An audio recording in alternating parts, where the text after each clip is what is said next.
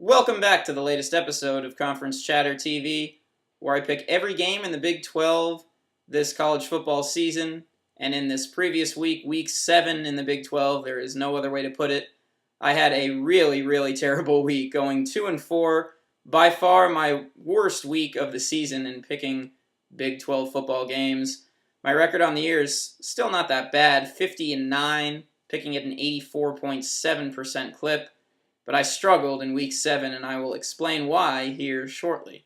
But every team that I missed was a home team. I picked the home team, and the road team prevailed, so that might be a theme that I might take into account when making more picks in the Big 12 this season. But let's get right to those that I lost, because there were quite a few of them. And it started in week 7 with Texas against Nebraska, just an intriguing battle. Texas 20, Nebraska 13.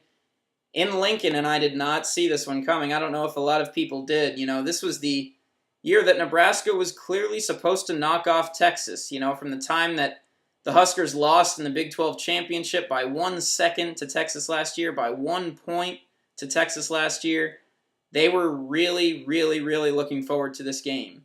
And you figured that Texas coming into Lincoln with 2 losses, that, you figured that they may not be able to play with Nebraska. Judging on the season that the Huskers have had, that was not the case. Texas beating Nebraska for the 9th time in 10 tries in the Big 12 era. Texas has really they've owned Nebraska in the Big 12 era. There's no other way to put it. And there were just a bunch of odd stats that stood out to me from this game. You look at the rushing totals for the starting quarterbacks. Taylor Martinez from Nebraska, 34 yards rushing, was really held in check, and he was a guy that just abused defenses all season long before the Texas game. Not the case. Will Muschamp orchestrating a brilliant game plan on defense.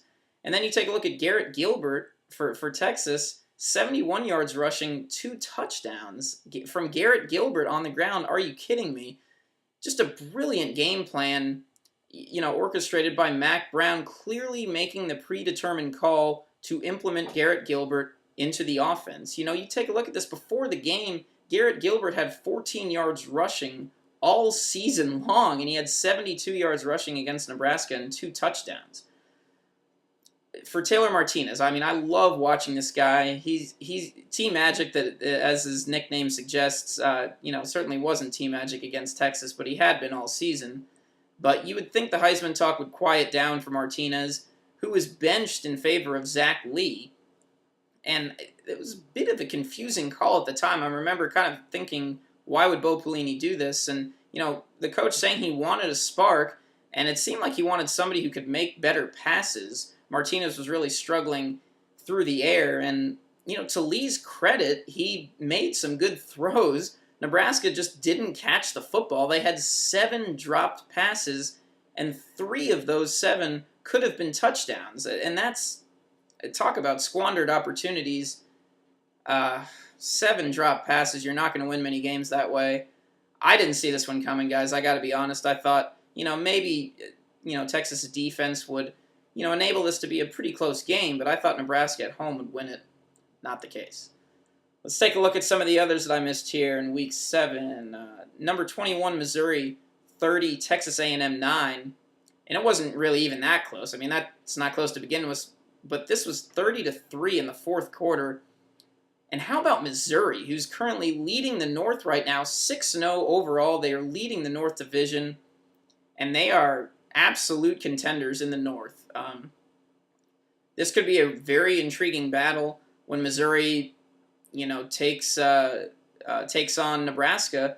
That game will be in Lincoln this year, and that could determine the North champion this season. It should be really interesting to follow that game. And how about Missouri? The Tigers are actually going to be hosting, getting the game day game on ESPN College Game Day next week when they play host to Oklahoma. And if they can win that game, watch out for the Tigers. Their defense has been unbelievable. It's been the best in the Big 12 this season. And wow, if they can knock out Oklahoma next week, look out for the Tigers. They're looking awfully good. Next game that I missed was number 20, Oklahoma State, 34, Texas Tech, 17. Again, going with the Red Raiders at home, thinking that that would produce a victory, and that certainly wasn't true. Justin Blackmon, the sophomore from Oklahoma State, can anybody guard this guy? I mean, I don't care who it's been.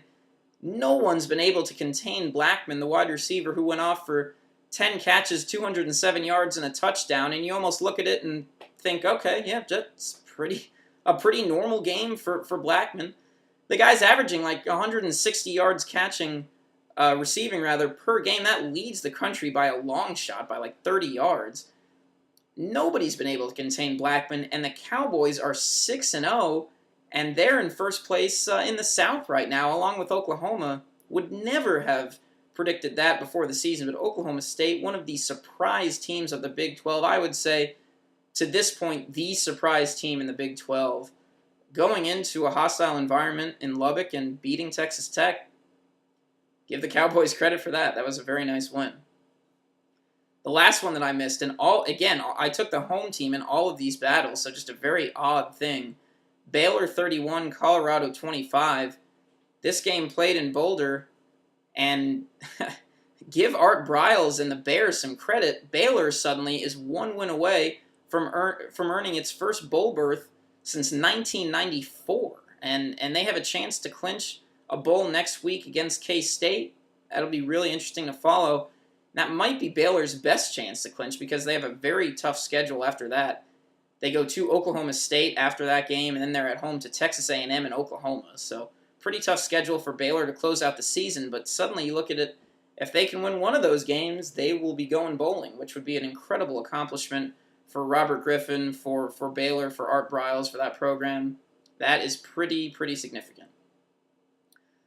Lost in all of this was the fact that I predicted only 2 games correct in Week 7. Let's go over those briefly here. Kansas State 59, Kansas 7.